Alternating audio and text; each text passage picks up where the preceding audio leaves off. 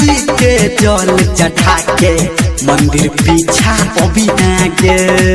एहन मौका फेर न एतौ तोहर यार न फेर बजेतौ एहन मौका फेर न एतौ तोहर यार न फेर बजेतौ आगा पीछा न कोडी हाथ डेट गे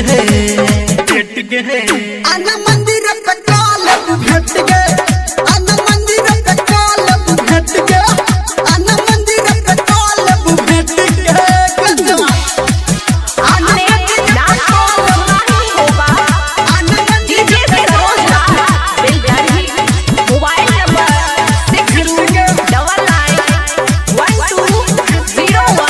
6099120168।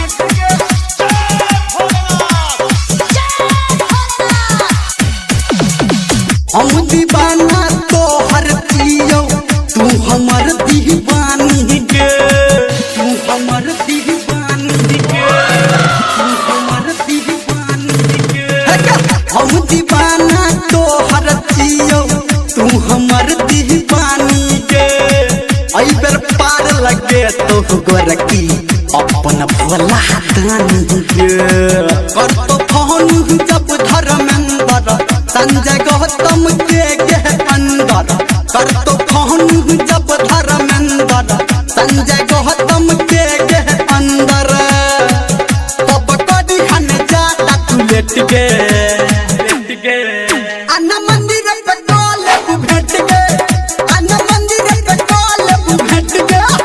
आना मंदिर पे कालब भेट गे चढ़ले साहबन काल संबारी अभी हम मिलल भोला के दुआरी हम करब तोहर छोरी भेट गे आना